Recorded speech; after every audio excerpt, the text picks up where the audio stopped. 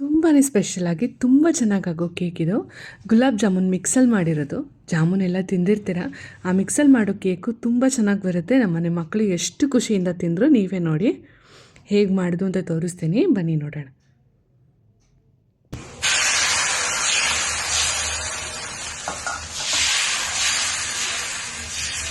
ನಮಸ್ತೆ, welcome to Shivamogga kitchen. ಅರ್ಧ ಕಪ್ಪು ಬಾದಾಮಿ powder, ನೀವು ಯಾವ್ದು ತೊಗೊಳ್ತೀರೋ ತೊಗೊಳ್ಬೋದು. ನಾನು ಮನೇಲಿ ಮಾಡಿರೋದು ತೊಗೊಂಡಿದ್ದೀನಿ. 1 ಕಪ್ ರವೆ, 1 ಕಪ್ ಹಾಲಿನ ಪುಡಿ, 1.5 ಕಪ್ ಆಗೋಷ್ಟು ಹಾಲು, ಅರ್ಧ ಕಪ್ ಸಕ್ಕರೆ, ಅರ್ಧ ಕಪ್ ರಿಫೈಂಡ್ ಆಯಿಲು, ಅರ್ಧ tea spoon baking powder, 1/4 tea spoon baking soda. ಇದಿಷ್ಟು ಇದು ಮಾಡೋಕ್ಕೆ ಬೇಕಾಗಿರೋದು. ಇದನ್ನು ತುಂಬ ಈಸಿಯಾಗಿ ಮಿಕ್ಸಿ ಒಳಗಡೆ ಹೇಗೆ ಬ್ಯಾಟರ್ ರೆಡಿ ಮಾಡ್ಕೊಬೋದು ಅಂತ ತೋರಿಸ್ತಾ ಇದ್ದೀನಿ. ಅರ್ಧ ಕಪ್ ಸಕ್ಕರೆ, 1 ಕಪ್ ರವೆ ಮತ್ತು ಅರ್ಧ ಕಪ್ ಆಗೋಷ್ಟು ಬಾದಾಮ್ ಪೌಡ್ರು. ಇದಿಷ್ಟನ್ನು ಫಸ್ಟು ಡ್ರೈ ಪೌಡ್ರ್ ಮಾಡ್ಕೊಳ್ತಾ ಇದ್ದೀನಿ. ರವೆನ ಬೆಂಗಳೂರು ರವೆ ತೊಗೊಬೇಕು. ನಾನು ಬೆಂಗಳೂರು ರವೆ ತೊಗೊಂಡಿದ್ದೀನಿ. ಅದನ್ನು ಹಾಕಿ ಪೌಡ್ರ್ ಮಾಡೋದು ನೈಸ್ ಪೌಡ್ರ್ ಆಗುತ್ತೆ. ಈಗ ಆ ಪೌಡರ್ಗೆ ಮತ್ತೆ ಎಕ್ಸ್ಟ್ರಾ ನಾವು ಏನೇನು ತೊಗೊಂಡಿದ್ದೀವಲ್ಲ ಅದನ್ನೆಲ್ಲದನ್ನು ಹಾಕೋಣ.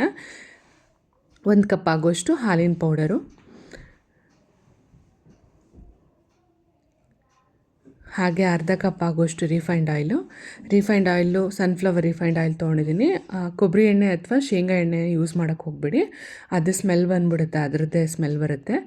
1.5 ಕಪ್ ಆಗೋಷ್ಟು ಹಾಲು, ಹಾಗೆ ಸೋಡಾ ತೊಗೊಂಡಿರೋದು ಬೇಕಿಂಗ್ ಪೌಡ್ರು, ಬೇಕಿಂಗ್ ಸೋಡಾನು ಹಾಕ್ಕೊತಾ ಇದ್ದೀನಿ. ಇದಿಷ್ಟನ್ನು ಹಾಕಿ ಮಿಕ್ಸಿ ಒಳಗೊಂದು ಬ್ಯಾಟರ್ ರೆಡಿ ಮಾಡ್ಕೊಳ್ಳೋಣ. ಇನ್ನೊಂದು ಸರಿ ಅದನ್ನು ರನ್ ಮಾಡಿಬಿಟ್ಟು ಜಾರನ್ನ ಬ್ಯಾಟರ್ ರೆಡಿ ಆಗುತ್ತೆ. ತುಂಬ ಈಸಿಯಾಗಿ ಮಾಡ್ಕೊಬೋದು, ತುಂಬ ಬೇಗನೆ ಆಗುತ್ತೆ.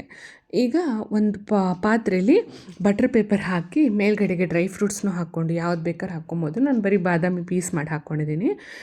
ಆ ಡ್ರೈ ಫ್ರೂಟ್ಸ್ನೆಲ್ಲ ಹಾಕಿ ಅದ್ರ ಮೇಲ್ಗಡೆಯಿಂದ ನಾವು ಮಾಡ್ಕೊಂಡಿರೋ ಬ್ಯಾಟರ್ನ ಹಾಕ್ಕೊಳ್ಳೋಣ. ಎಕ್ಸ್ಟ್ರಾ ನೀರು ಅಥವಾ ಹಾಲು ಏನೂ ಹಾಕೋಕ್ಕೆ ಹೋಗ್ಬಿಡಿ. ಈ ಕನ್ಸಿಸ್ಟೆನ್ಸಿ ಕರೆಕ್ಟಾಗಿರುತ್ತೆ.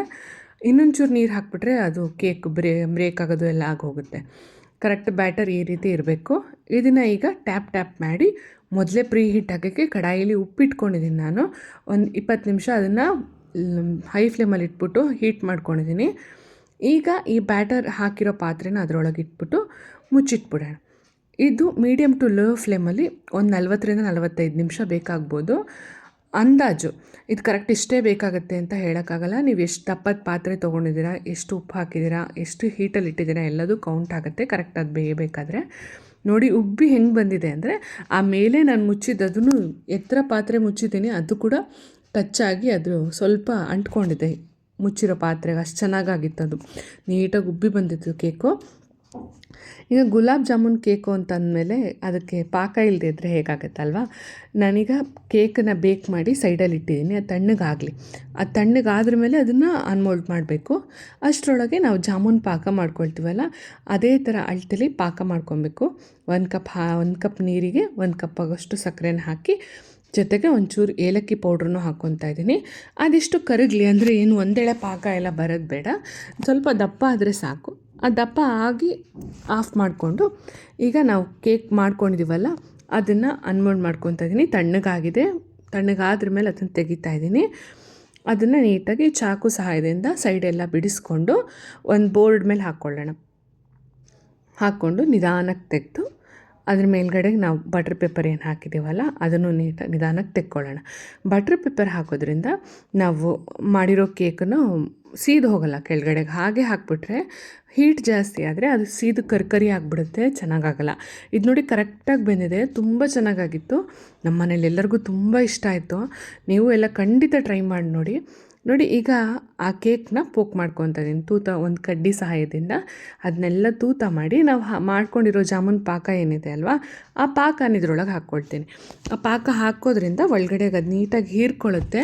ನಾವು ಜಾಮೂನ್ ತಿಂದರೆ ಯಾವ ರೀತಿ ರಸಭರಿತವಾಗಿರುತ್ತಲ್ಲ ಅದೇ ಥರ ಬರುತ್ತೆ ಈ ಕೇಕ್ ಕೂಡ. ನೋಡಿ ನಾನು ಅದನ್ನೆಲ್ಲ ತೂತ ಮಾಡಿಕೊಂಡು ಮೇಲಿಂದ ಜಾಮೂನ್ ಸಕ್ಕರೆ ಪಾಕ ಹಾಕ್ಕೊಳ್ತಾ ಇದ್ದೀನಿ. ತುಂಬ ಚೆನ್ನಾಗಾಗಿತ್ತು. ಮಾಡಿದ ಸ್ವಲ್ಪ ಹೊತ್ತಲ್ಲೇ ಖಾಲಿ ಆಗಿಬಿಡ್ತು. ಮಸ್ಟ್ ಟ್ರೈ ರೆಸಿಪಿ ಅಂತ ಹೇಳ್ತೀನಿ. ಎಲ್ಲರ ಮನೇಲೂ ಜಾಮೂನ್ ಮಿಕ್ಸ್ ಇದ್ದೇ ಇರುತ್ತೆ. ನಾನು ಯೂಸ್ ಮಾಡಿರೋ ಬಾದಾಮ್ ಪೌಡರ್ ರೆಸಿಪಿ ಬೇಕು ಅಂದರೆ ಅದಕ್ಕೂ ಕಮೆಂಟ್ ಮಾಡಿ, ಅದನ್ನು ಹಾಕ್ತೀನಿ. ತುಂಬ ಚೆನ್ನಾಗಿ ಬರುತ್ತೆ, ಖಂಡಿತವಾಗ್ಲೂ ಟ್ರೈ ಮಾಡಿ ನೋಡಿ. ಇಷ್ಟ ಆದರೆ ನಿಮ್ಮ ಫ್ರೆಂಡ್ಸ್ ಆ್ಯಂಡ್ ಫ್ಯಾಮಿಲಿ ಜೊತೆಗೂ ಈ ರೆಸಿಪಿನ ಶೇರ್ ಮಾಡಿ. ಅದರಲ್ಲೂ ಜಾಮೂನ್ ಇಷ್ಟಪಡೋರ್ಗಂತೂ ಈ ಕೇಕ್ ಖಂಡಿತವಾಗ್ಲೂ ಇಷ್ಟ ಆಗುತ್ತೆ. ಹಾಗೆ ಯಾರು ಸಬ್ಸ್ಕ್ರೈಬ್ ಮಾಡದೆ ನೋಡ್ತಾ ಇದ್ದೀರಾ ಖಂಡಿತವಾಗ್ಲೂ ಸಬ್ಸ್ಕ್ರೈಬ್ ಮಾಡ್ಕೊಂಡು ನೋಡಿ. ಐಸ್ ಕ್ರೀಮ್ ಜೊತೆಗೆ ಸರ್ವ್ ಮಾಡಿದ್ರೆ ಬೆಸ್ಟ್ ಕಾಂಬಿನೇಷನು, ಮಸ್ಟ್ ಟ್ರೈ ಅಂತ ಹೇಳ್ತೀನಿ. Thanks for watching. ಸಬ್ಸ್ಕ್ರೈಬ್ ಮಾಡದೆ ಹೋಗ್ಬಿಡಿಪ್ಪ, ಆಗಾಗ ಬರ್ತಾ ಇರಿ ನಮ್ಮ ಮನೆಗೆ.